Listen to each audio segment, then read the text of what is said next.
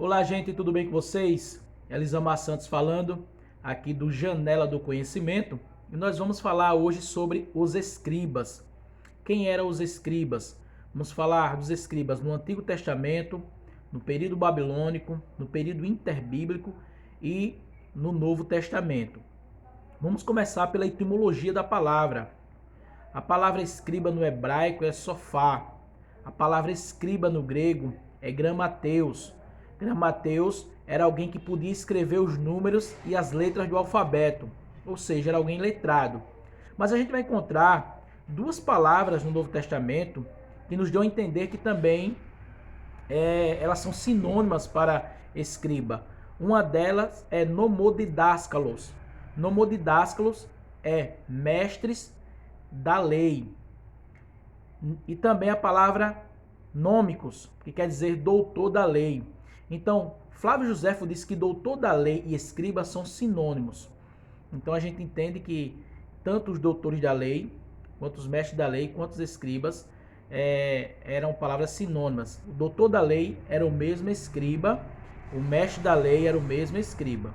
Isso quem vai nos dizer é Flávio Josefo. O escriba no Antigo Testamento. No princípio, copiar a lei e interpretá-la era a função do sacerdote. Porém, isso mudou posteriormente. Vamos falar aqui de algumas funções que os escribas exerciam no Antigo Testamento. Primeiro existia o escriba real. Ele redigia as ordens e os mandados reais. Ele era um funcionário real, um funcionário do rei.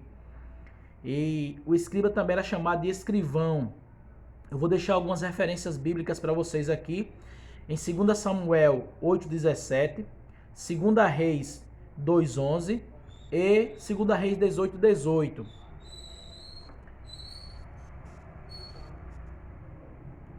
Outra função que o escriba fazia era alistar os homens para a guerra. Isso a gente vai encontrar em 2 Reis 25,19, 2 Crônicas 26,11. Estou deixando a referência aí para vocês verem.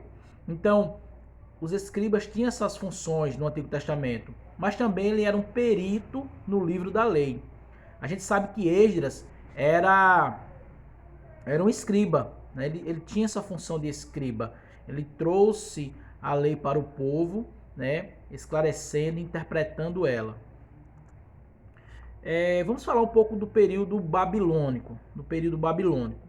Durante o cativeiro babilônico, os judeus recorreram à religião para preservar sua integridade nacional. Por isso, tudo foi centralizado na lei de Deus.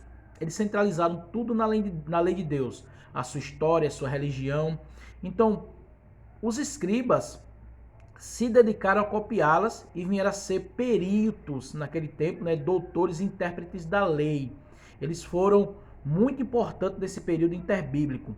Eles foram os alicerces da Mishnah, do Talmud, né, e dos textos da Haggadah. Esses livros são livros do judaísmo. Esses livros servem para interpretar a lei de uma forma mais coerente, são escritos pelos rabinos. Ali estão algumas interpretações da Torá, como o Talmud, enfim. Então, os escribas foram muito importantes na compilação desses livros.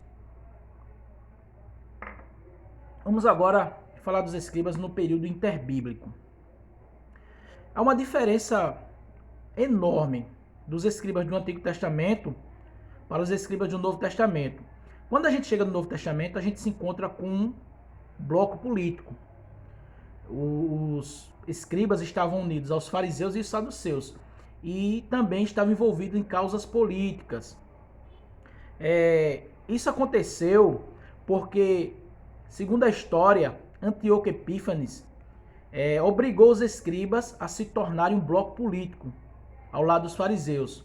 E é assim que a gente encontra eles agora no Novo Testamento.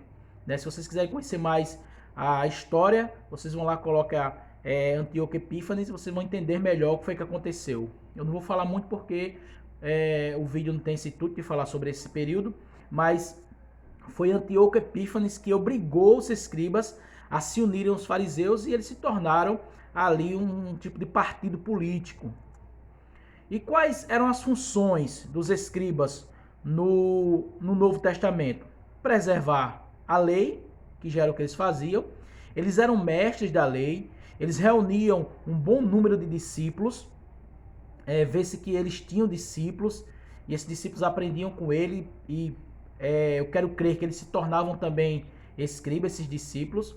Eles eram doutores da lei, como eu falei no início, então eles tinham a responsabilidade de administrar a lei, né?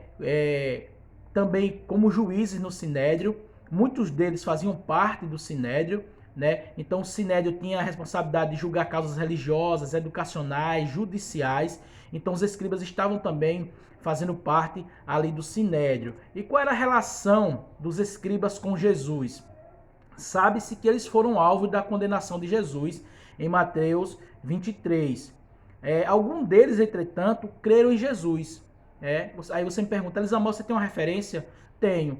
Mateus 8,19 vai falar lá que o escriba aceitou a mensagem de Jesus, entendeu que Jesus era o Messias. Então, no mais, é isso que eu quero deixar para vocês sobre os escribas. Eu vou deixar para vocês indicar um livro muito bom que fala sobre os escribas e também fala sobre o período interbíblico, que o próprio nome já diz, o período interbíblico, esse livro. Vocês vão encontrar aí no Mercado Livre, eu acredito na Amazon. Valeu, gente, é isso, obrigado, até a próxima.